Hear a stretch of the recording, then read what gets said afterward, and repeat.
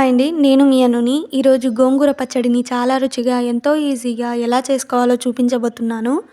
ముందుగా గ్యాస్‌పై కడాయి పెట్టుకోవాలి. కడాయిలో కొంచెం ఆయిల్ వేసుకోవాలి. ఆయిల్ వేడయ్యాక ఉల్లిగడ్డలని ఇలా చిన్నగా కట్ చేసుకొని వేసుకోవాలి.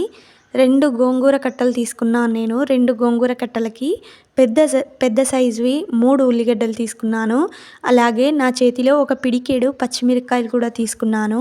ఇవి పచ్చిమిరపకాయలు చాలా కారంగా ఉన్నాయి. అలాగే 2 వెల్లుల్లిగడ్డలు పొట్టు తీసుకోకుండానే వేసేస్తున్నాను.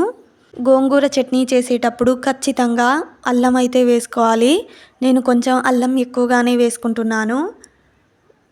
పైన అంతా పొట్టు తీసి అల్లం వేసుకోవాలి. ఇలా కట్ చేసుకొని వేసుకుంటున్నాను. ఇప్పుడు అంతా ఒకసారి కలుపుకోవాలి.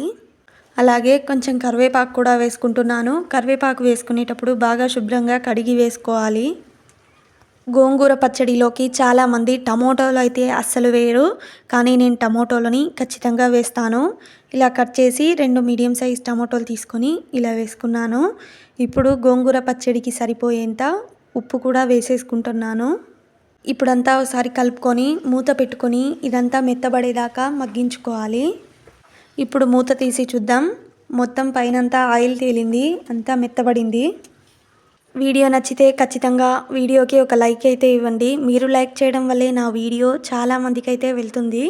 గోంగూరని బాగా క్లీన్గా కడిగి కడాయిలోకి అయితే వేసుకోవాలి. గోంగూరని మేమంతా పుండుకూర అని అంటాం, మా సైడ్ అంతా అలానే పిలుస్తారు. ఇప్పుడు మూత పెట్టుకొని మెత్తగా మగ్గించుకోవాలి. ఆ తర్వాత కొన్ని పల్లీలు అయితే వేయించుకున్నాను. చిన్నది టీ తాగే గ్లాస్ ఉంటుంది కదా, దాంట్లో 1.5 గ్లాస్ తీసుకున్నాను పల్లీలు. ఈ పచ్చడికి పల్లీలని కరెక్ట్గా తీసుకున్నామంటే ఈ చట్నీ చాలా అంటే చాలా బాగుంటుంది.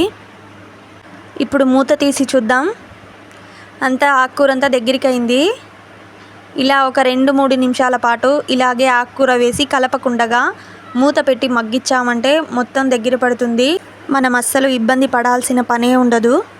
ముందు పల్లీలని మిక్సీకి వేసుకొని ఆ తర్వాత గోంగూర అంతా చల్లబడిన తర్వాత మిక్సీలోకి వేసి మొత్తం మిక్సీకి అయితే వేసేసుకోవాలి. కొంచెం కచ్చాపచ్చగా వేసుకోవాలి.